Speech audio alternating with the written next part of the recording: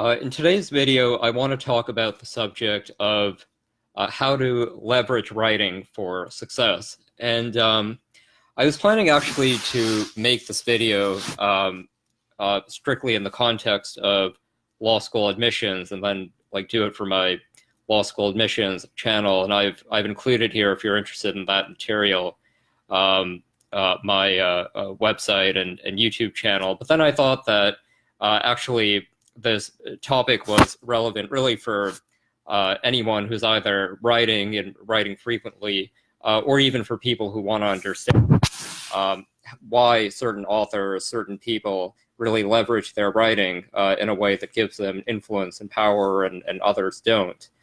Now, I began to think about the subject because one of the things that I noticed when I was navigating the law school admissions process, and then also later on as I became a writer and so forth, was that when there's a whole industry of people, a whole industry of institutions that try to advance a certain idea or myth about who becomes successful academically. And so you can see that, for example, where you look at the profiles of people who win Rhodes and Marshall Scholars, or if you go to a top law school and you look at the profiles of the students who are there, and they very much convey the idea or the message that these people are superhuman in their productivity, or how much they're doing, or how much they're producing.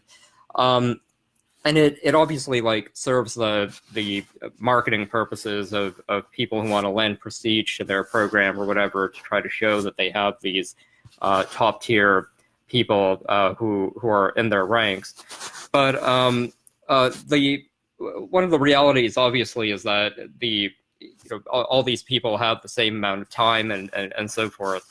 And so one of the things that really, in my view, distinguishes people who get into top law schools, or just have a successful career as a writer in whatever capacity, is not so much their production and not so much their efficiency or whatever, but in many ways has to do more with how they take what they're doing and really leverage it and maximize it, and create dynamics where everything they're doing really has value and creates a chain of success.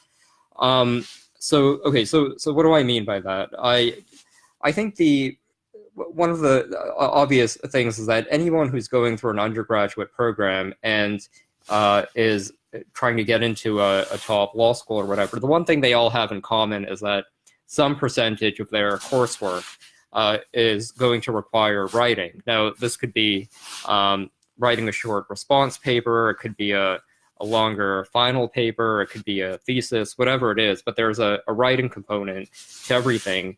And increasingly, I think writing has obviously played an important role in various curricula, especially at the college level.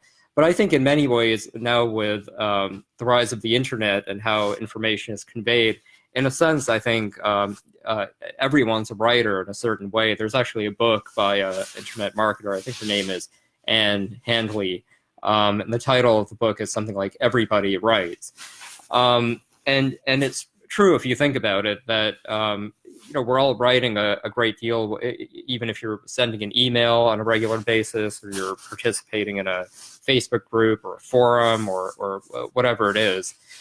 And so one of the things that I've noticed is that the top students, people who really navigate law school admissions successfully, and then also just navigate writing successfully, is that they take the writing that they're doing, and they leverage it, and they really sort of use it as a tool or a vehicle to create a chain of success.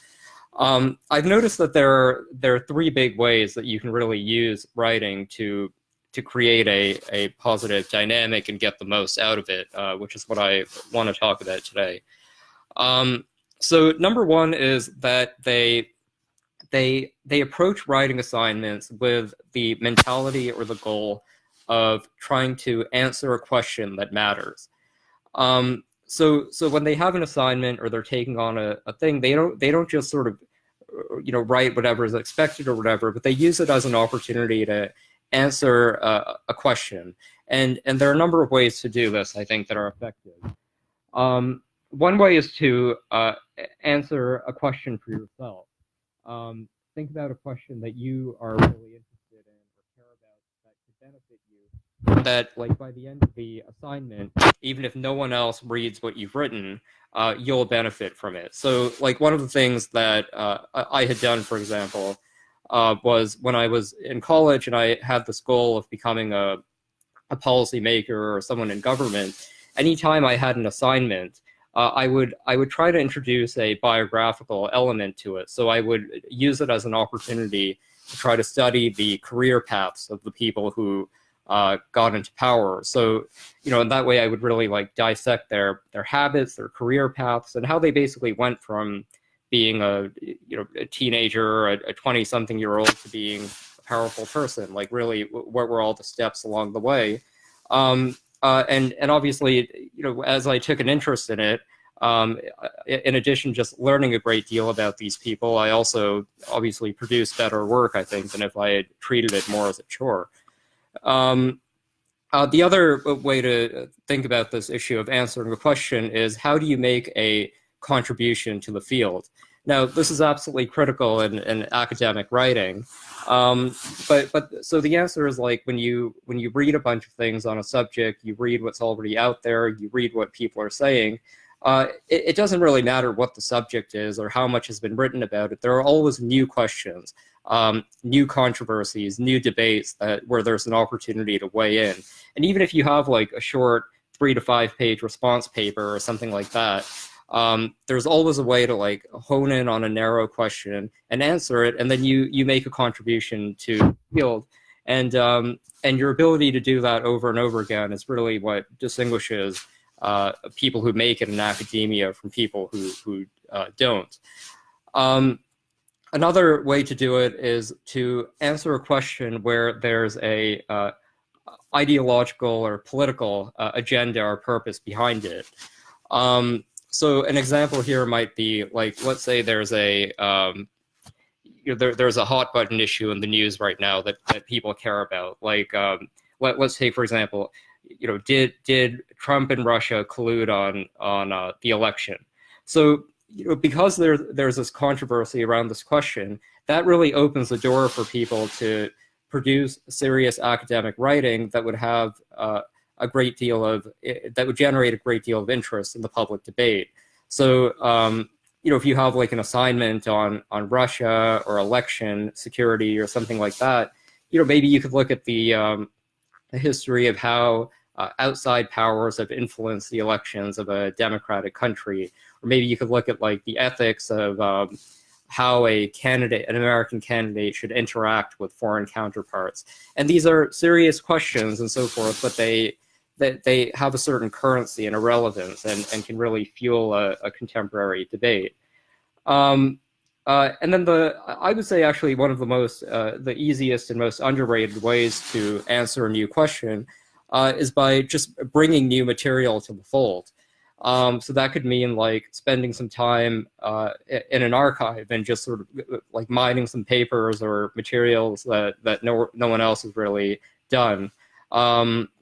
It could just be interviewing someone new and including their perspective, which is a new contribution to the field. So the point is that, like, when you approach writing with the intent of answering a question, like answering a new question, that's really going to add a great deal of value. Number 2 is using writing not as an end in itself only, but also as a means of networking. So every time that you approach a new writing assignment, this is an opportunity to expand your network and get to know different people and build a relationship with them. So I already mentioned one way of doing that, which is interviewing people. So whenever you take on an assignment or whatever, there are going to be people in whatever you're writing who are either experts in the field or they have a particular stake or a particular perspective. And if you go and interview them and talk to them and get their advice and perspective, you now have an opportunity to build a broader relationship with them.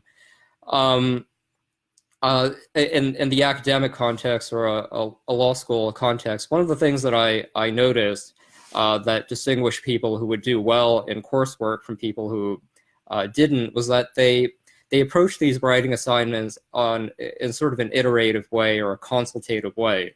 So one of the things that they did was, as soon as the assignment was given to them, they would go and talk to their professor and think about different ideas. And then they would do a first draft and get feedback from the professor. And so by the time they handed in the paper, they had the benefit of like knowing what interested the professor, getting their feedback, and so forth, compared to all the other people who would like cram on the assignment, or even if they were putting in a lot of work on it, they would just like hand in the assignment and it didn't have the same meaning to the person grading it. I think a big one is to use writing in order to line up career opportunities. So like this is something that I've done repeatedly, that anytime I've written on any particular subject or whatever, in the course of researching that subject or that paper, you can then figure out like, what are the different career paths that can open from that. So if you're writing on like a certain sector of the economy, you now have an opportunity to go and meet a CEO or meet an expert or meet a practitioner or someone who's, rather than just like totally cold calling someone or asking them for a favor, you're adding value to them by showing them your work, and having something in common to talk about that's a shared interest. And then the final thing is to write with the intention of publishing everything that you write. Now, when I say publish, I mean this can really span the sort of gamut of different things. Like a really minimal way to do this would just be to take whatever you've written and post it on your own personal blog, put it on your Facebook page, even just like create Twitter content or whatever. And you'd be surprised by how much reach even relatively mediocre content can get. And usually the people who are interested in it will find you and comment. But the other extreme of this, and I think this is a really valuable thing for something like law school admission, something people have done, is to take writing and actually get published in a notable journal or article or whatever. That can also work if you want to publish your work in more popular publications, whether it's like op-ed pages or things like that. So, I can maybe give an example of something I had done as an undergrad, which will illustrate this. And I was by no means unique in doing this. I saw this over and over again when I talked to people in my law school class. So, for example, like I took a seminar on constitutional law and political theory or something, and we were talking about different means of like analyzing the Constitution. And so we were talking about originalism and some of these other things. And I naturally at the time gravitated toward originalism, but then I had a question, which was, well, would originalism, could it lead to the right outcome in Brown versus Board of Education? This was the famous legal case that desegregated public schools. And the professor didn't know the answer, but I could tell that he was curious about it. I was curious about it. So I did my final paper in the class on that, and then the professor liked it, and I got some feedback on it. But I didn't just stop there, which is, I think, what the vast majority of students will often do. But I had already done all this work. One of the things that I did from there is like I refined the paper. I actually got it published in a law journal, and then I took the longer paper and just like took out excerpts of it.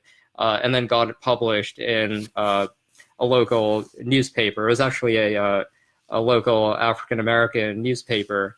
And then I used that op-ed to get to know a professor whose expertise was in U.S. history with an emphasis on Africana studies and that kind of thing. So this one paper that just started out with a question turned into a relationship with a professor who ended up writing a letter of recommendation, which then turned into a law review article, which presumably made an impact on law school committee, which then led to an op-ed and a publication that ideologically probably was not totally in line with me or my politics, which then led to another relationship and a recommendation from another professor. So it just created this whole cycle, and even now, like when I need writing samples or whatever, I have that to go back to. And maybe that's like an extreme case, but the point is that any writing, whether it's a one paragraph thing that you're typing in an email to a friend, to a longer paper, if you get into the habit and mindset of publishing these things wherever it's available, that can produce a great deal of success. So the overall summary here is that when you, rather than like when you're trying to approach any kind of a subject and there's a writing component to it, take like the finite assignment and use it as an opportunity to really leverage it. And the three big ways that I've argued you can do that. Number one is by using these writing assignments as an opportunity to answer a question that matters and that is relevant. Two, use the assignment as a means of networking, of getting to know new people, building relationships with them, and so forth. And then number three is publishing, using whatever you're writing to get your work out there, publish it, ideally in a journal or a publication, but even just on a blog or whatever, and getting your work out there creates a new cycle, a new dynamic. Okay, hope that helps, and I'll talk to you soon.